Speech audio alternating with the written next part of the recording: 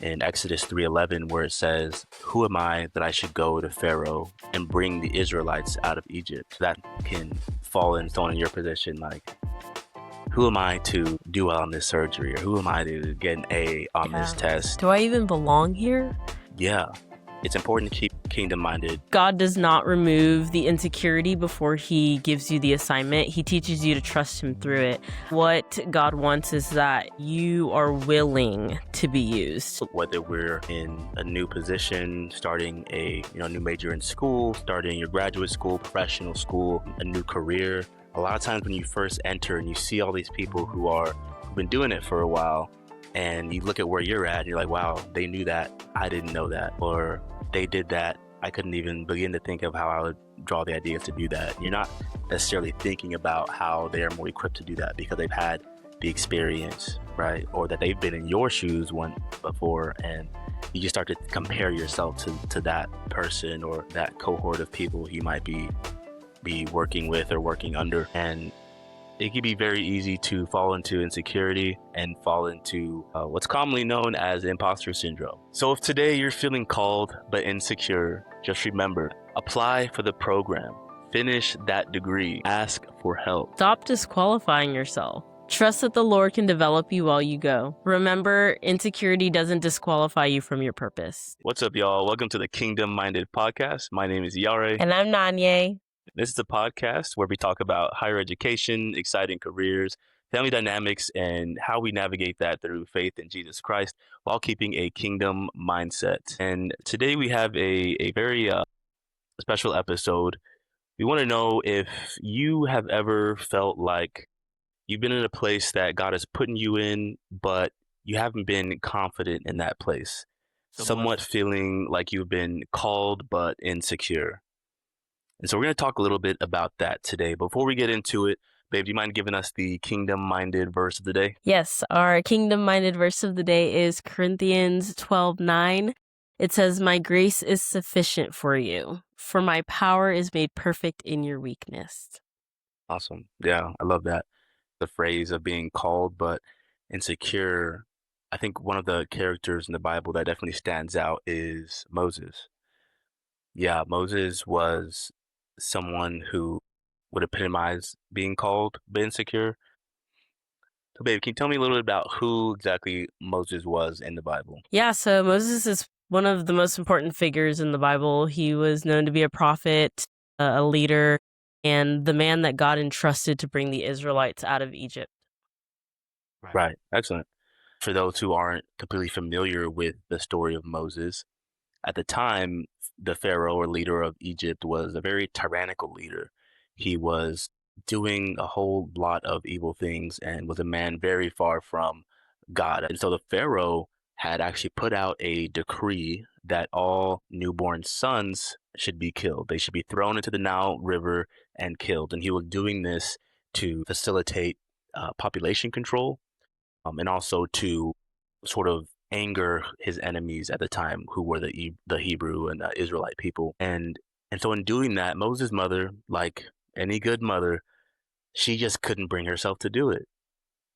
She's got this new son that she loves, and she tried to hide him, but after a certain amount of time, the crying just became too much. It was too loud, and he would get found out, and the Egyptians would take care of himself. So yeah, that's something you can relate to. Like, I mean, The crying, yeah.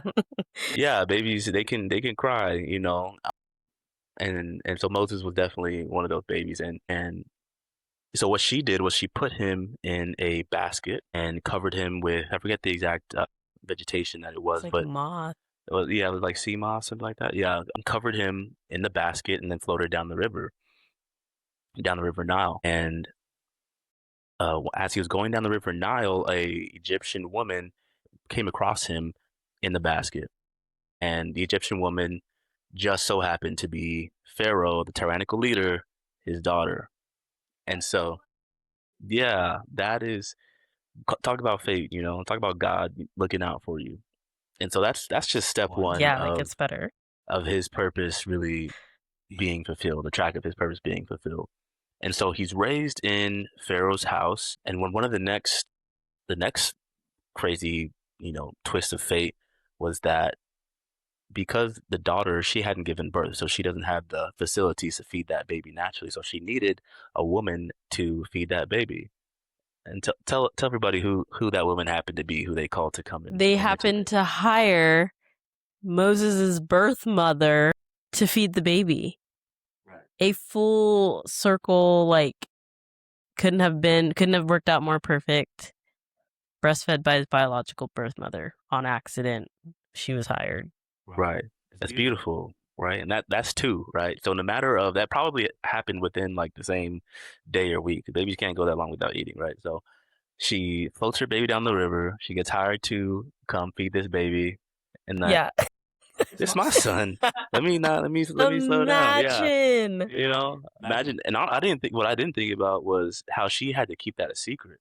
Because if they Yeah. found out that this is just a Hebrew boy from, down the river, And they her would have Hebrew. yeah they would have just enacted the rule and then killed him. So she had to keep it quiet. And it's like she's showing a lot of favoritism over to that baby over there. I wonder what that's about. So I wonder, I wonder if that was something that went on there. But yeah, just that was one of the great starts to Moses' story. And so as we go on into his story, he finds out basically that he is one of the people or a part of the people who is being ostracized and singled out by the Egyptians. He is a Hebrew man. And once he finds this out, he ends up leaving Egypt and settling in Hebrew land before God now calls him to set the people free, to set his people free in Egypt from slavery and being singled out by the Egyptians.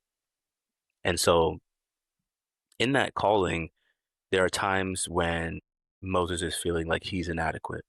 He's feeling like, God, are you sure it's me? Well, rightfully so. I think you skipped an important part. Can you tell them why he left Egypt? Right. So he left Egypt, and this is sort of ties back into how he found out that he was Hebrew.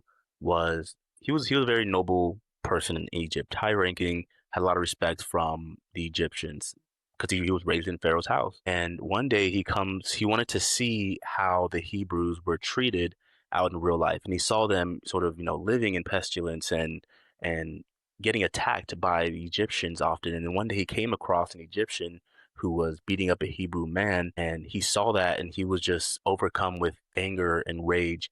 And in that moment, he went on to defend the Hebrew man and ended up killing the Egyptian man. And because of that, Pharaoh had set out for his arrest.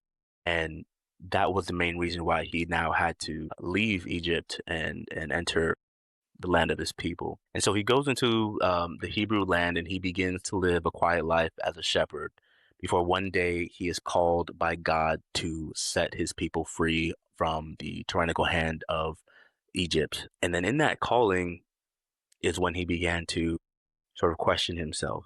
The same God who saved him from the river Nile, the same God who brought his mother back to him, he's now questioning that calling that God has made to him to set his people free. And maybe you mind telling him why he questioned the calling that he had for himself. Yeah, there's a few reasons he questioned it. One of them is the the killing of the Egyptian that happened. So he saw his past, and he kind of shied away from being this great leader that the Lord had called him to be. And another big thing that I thought was interesting is they talk about how he was slow to speech. I think he had a, what do you call it? Like a A stutter, speech stutter. impediment. Yeah, a Yeah. speech impediment. So he worried that the people wouldn't follow him, they wouldn't trust him. Yeah. He ran into a lot of things that kind of made him question himself, and made him feel unqualified to be used by the Lord. But those are like some of the big ones, the speech impediment probably being the biggest one. And then the past, and he just didn't feel, he wasn't confident in that role of a leader. Yeah. Yeah, and I feel that I think that's something that a lot of us can relate to, whether we're in a new position, starting a, new major in school, starting your graduate school, professional school, a new career. A lot of times when you first enter and you see all these people who've been doing it for a while, and you look at where you're at, and you're like, wow, they knew that. I didn't know that. Or they did that. I couldn't even begin to think of how I would draw the ideas to do that. You're not necessarily thinking about how they're more equipped to do that because they've had the experience, right? Or that they've been in your shoes one before, and you just start to compare yourself to Yeah. that person or that cohort of people you might be working with or working under. And it can be very easy to fall into insecurity and fall into what's commonly known as imposter syndrome. I think that's one of the number one things that you face, especially in graduate school, where you go from being an undergrad and everyone's sort of the same, and then you jump into graduate school and then It's like you're the working. 50 smartest people. Like, if you were at Yeah, the top of your class, like, everyone in that program was also at the top of their class. Like, it's right, like even playing fields all over again. right. The people, there's the students are brighter, faculty are paying more attention. You get to see more of Yeah. the nitty gritty of what they do, and it's just a tougher ball game. And Yeah. getting thrown into that as essentially a rookie, it's going to be tough. The same thing in sports. You come in as a rookie, and it can be tough. Unless you're Tim Duncan, you're not going to be thriving through that as a rookie. And so, Or Wemby. yeah, little slight plug, go Spurs, go. Goes first. Um, and so, yeah, I think, and that reminds me of being in graduate school. I consider myself like a very confident person when it comes to being in those settings. Of course, I go through imposter syndrome as well, but it's one of those things where I typically don't see it and kind of cower down like, oh my gosh, how am I ever going to get there? A lot of time I'm like, okay, well, I know where I got to go. So let's find out how to do it. Um, I've never even viewed you as that. Like, to hear you say that you've had imposter syndrome is a shock to me yeah, because you do a good job of displaying the confidence, yeah, whereas I don't think that's the case for most people. yeah. I think initially, it didn't start out that way. The first thought is typically like, oh my gosh, how am I going to do this? And then it totally turns into, okay, this is doable. Let's go find out how to get it. But there's still times, even now, especially when I go to like conferences and things like that, and I'm looking at these professors and they're presenting this and that, and they're going to extreme detail about the same data set that I'm working on. It's like, oh my gosh, I don't know if I'm cut out to do this. Maybe I should move my career to something less. Do I want to be publishing like this or researching like this? And it's like, mine is like, maybe I could do it, but I know it won't be as good as this. So should I even try? Like, Yeah. yeah, You, like, and almost subtract the opportunity from yourself by disqualifying yourself, like, from the beginning. Like, you're comparing yourself to someone that's, like, been in the industry for a long time, and you're not even giving yourself a chance to get there because you're already selling yourself short of the opportunity that could be in front of you. right. Has that been something that you felt through dental school or in your residency? Have you ever been in, school or any part of your career where you looked like you're qualified on paper but didn't feel qualified when you actually got there in person or internally? Definitely. I think in dental school, I did a pretty good job of, like, staying afloat, being I tried to be at the top. I wanted to make sure I had good grades, excelled, succeeded. I got to residency, and still, I feel like the dumbest person in the room.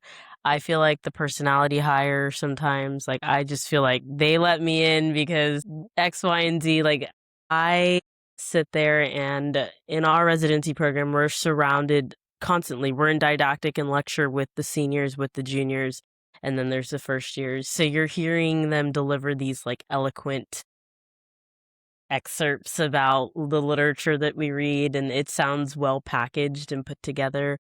And I feel like Moses, stumbling on my own words, not understanding some of the concepts that are simple, but it's been a learning curve for sure. But it's definitely something I've experienced to the day. But I think it just comes with the process. I think people think, like, as you climb the ladder of success, it comes with confidence, and I think people forget that it also comes with some fear. Right. So yeah, so that's a great example of, imposter syndrome. I'm sure a lot of people in the medical field feel that. Medical, I'm sure y'all are bombarded with information and pressure to do well on your tests and clinicals and things like that. So definitely, and that reminds me of, or bringing it back to the story of Moses. in Exodus 3:11 where it says, "Who am I that I should go to Pharaoh and bring the Israelites out of Egypt?" And so that just sort of reminds, or that sort of can fall in someone in your position, like, who am I to do well on this surgery, or who am I to get an A on this Yeah. test? Do I even belong here? Yeah, yeah. Do I even belong here? Who am I to publish a paper on this topic that's so well researched and studied? We could definitely fall into those traps, but when God's given you a calling and has given you the talent to do those things that you are setting your mind to do that are in accordance with his will, it's important to, keep your mind on that first verse or the verse of the day. So, called but insecure. Moses is going through a situation where, okay, God, now I've answered the calling and I've said what you've asked me to say and do what you've asked me to do. But Exodus 4:1 says, "What if they do not believe me or listen to me, and they say, 'The Lord did not appear to you?'" That's to be a very scary moment where you finally found the confidence to go up to those people and tell them what God has told you to say, and you just get shot down. And I feel like that's something that, as a PhD student, that's like one of the biggest fears is like you put all this research together, you can put all your presentation together, and then you finish, and then someone in the audience just completely pokes a ton of holes in all of your research and is asking you questions about things that were outside of the scope of your research and things that you didn't look at, or maybe something you blatantly overlooked that should have been maybe obvious for someone in your field. And that can really put a dent in your confidence and can really, tear you down. Is that something that could possibly happen in your field as well, or something that might have happened to you or might have seen happen to someone else? Yeah, you walk into so in surgical residencies, a lot of things are happening. We're sedating patients, we are pushing medications, we're prescribing medications, we're cutting people open. There's lots of things that could go wrong, and it's really hard to have a bad it's really easy, I should say, to have a bad surgery day, just because of all of the moving parts. There's a lot of times you feel underqualified to even be there. Your patient is in the chair, everything's open, your faculty comes over, you're looking at things. It is difficult to perfect everything all at the same time just because you're learning so much all at once. So it's been hard to give myself grace in situations like that. Like I feel like they like doctor, you have to know all these things. Like you forget you're almost in a learning program or a residency program where you're there to learn. So, yes, the answer is yes, and even us with research, we defend our thesis and stuff, and I think it's really easy for you to come and feel insecure and for someone to, like, make you feel even more insecure, just because you're at the beginning of your training, the very beginning of your knowledge. Right. Yeah, that's yeah, definitely a situation where, when you're in that, could put a hamper on your confidence. And sometimes you might go in confident, or sometimes you might have the plan to, I know how I'm going to do this and I plan to succeed. But then someone from outside, externally, might come in and say, "Are you sure you really are able to do this? Look at this. You got a C in that. Are you sure you want to, you know, make a major out of it?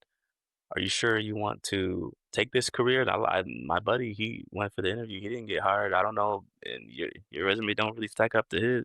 So a lot of times people can come in from outside and put words into your ear that can destroy your confidence before you even get a chance to go. And sometimes it's not even yourself, but outside, especially when it's coming from someone who you love or someone who's supposed to support you, like a parent or a close friend or a professor.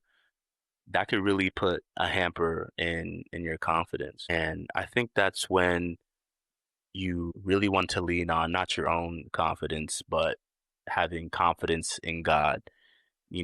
At I remember in church growing up, uh, pastor would talk about Godfidence. And I remember there's a series called Godfidence, having confidence in God, not just looking at having confidence in what other people think of you or even what you think in yourself, but having confidence in what God thinks of you because God is thinking highly of you. And so that's something that I try to lean on whenever I'm feeling low in confidence or feel like I can't do something. I say, God's given me the talents and the facilities to do this. Who am I to say that I can't? Right. And I think that's where Moses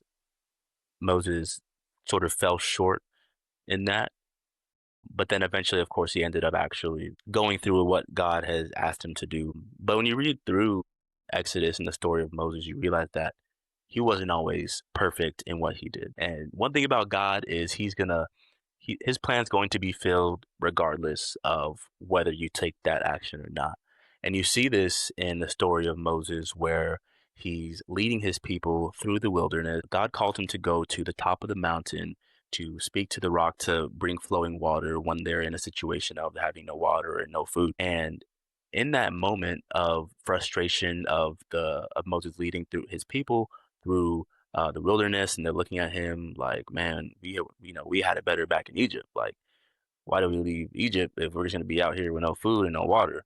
And so Moses is upset that they're talking crazy behind his back, but and so instead of speaking to the rock like God ordered him to, in his frustration he strikes the rock twice. Water came out, but it didn't flow out. It gushed out, right? And because of that, and because of his disobedience in that situation, God told Moses that him and his generation would never see the promised land. And so that's why they wandered in the wilderness for 40 years until his entire generation basically died off, and only the children from the next generation were able to see that promised land. And so that's an interesting example of God using someone, although they were disobedient. The same outcome came, and even the great prophets can be disobedient. The great prophets can fall into outside voices or falling into not having complete confidence in God. And so us being non-prophets, not hearing the direct voice of God and seeing the burning bushes and all the miracles that they saw, how much more can we fall into those type of things? And so that's why I believe having confidence in God is one of the most important things that we can have in higher education and early in our career, and really anything you do in life, from stepping in your car to drive to getting a large presentation or anything like that. So in Exodus 4:10, Moses says, "Pardon your servant, Lord. I have never been eloquent, neither in the past nor since you have spoken to your servant. I am slow of speech and tongue."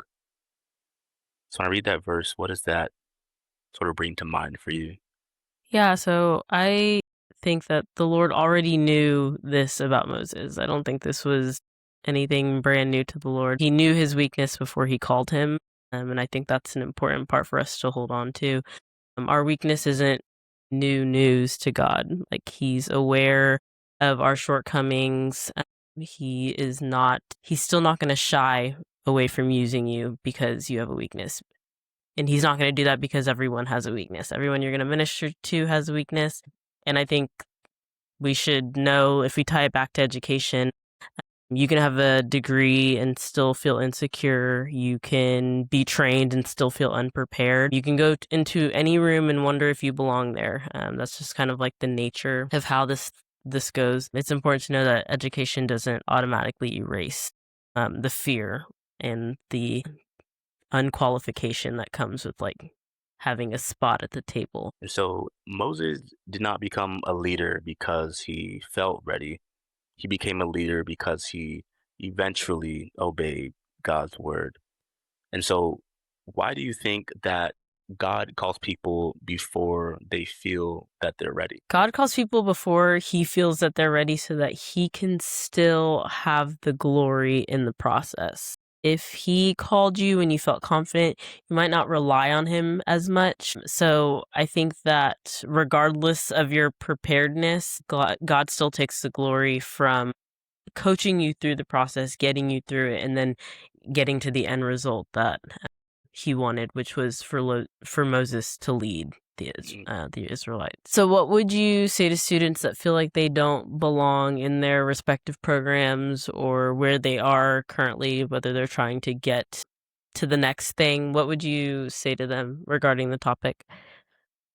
Yeah, I think that answer depends on why they feel that they don't belong, right? Obviously, if that student has straight Fs and they basically don't meet the requirements to even apply, obviously, unfortunately, brother, you may Yeah, not yeah. belong at this time. If you really set your mind to it and you want to, redo some of your classes, you can. But for someone who you meet the requirements, other people are telling you to belong, but you are telling yourself that you do not. That's where you need to ask yourself, how did I get here? You have a testimony, right? You might have, a situation where maybe it was outside of school, a health situation where maybe you shouldn't even have been in school. Maybe you had a health scare. Maybe your family wouldn't have moved to this certain location. You wouldn't have access to this person who led you to be interested in this career in the first place. So there's so many things in your personal testimony that have led you to this moment. And I don't believe that those things have happened by accident. And so you should keep those in mind. The same God who led you to this place will get you through that place. So have faith, continue to pray. And after you pray, get to work. Begin to ask the questions that I'm here, I want to get here, and what do I need to do in order to, in the middle of that, to be successful and getting to where I want to be. Yeah, I think that's important what you said, and we should touch on that. I've always grown up in the church. They say like God will meet you halfway, or like you can't have Fs and expect to be here, Yeah, Like, be yes, valedictorian with all God F. does perform miracles, but like he also needs you to show that you would be a good steward of what you're asking for. So you have to put in the work and show, maybe not prove is the word I'm looking for, but you, I don't also want to say qualified, but you do need to like show up. Yeah, and there's a parable that Jesus talks about, the parable of the talents, where God's given you a certain amount of talents, and you also need to put in that work with what He's given you to do what He's called you to do. Sometimes God does not remove the insecurity before he gives you the assignment. He teaches you to trust him through it. I think what God wants is that you are willing to be used. And that was something that Moses was. He was willing to be used. He did come with, oh, but the Lord, what if they don't believe me? What if I, my speech, it's slurred? Like, he came with his fears, but God was like, you don't need to be perfect. And I think that's the overarching concept. Like, you don't need to be perfect. I can use you even though you're imperfect, and it'll be that much better. So if today you're feeling called but insecure, just remember, apply for the program, finish that degree, ask for help. Stop disqualifying yourself. Trust that the Lord can develop you while you go. Remember, insecurity doesn't disqualify you from your purpose. Amen. That's going to conclude this episode on Called But Insecure. Thank you all so much for listening and watching our shorts and giving us feedback, commenting. We love all of that. So if you do enjoy this show, please continue to like, subscribe, follow, forward to your family and friends and loved one. Any bit of support is absolutely appreciated. God bless y'all. And remember to stay kingdom minded. Baby, you look good today, and I like your hat. Thank you. My wife got it for me. I did. Yeah. I ordered it at OT. I was at OTS when I ordered that hat. It was like Wow. my coming home present. Like, I wanted to make sure you had something for when I came home. Oh wow, that's extra, but I appreciate that. Yeah, yeah. I just had a lot. It actually leads into the episode a little bit. Chosen. Moses was chosen. He was. He was.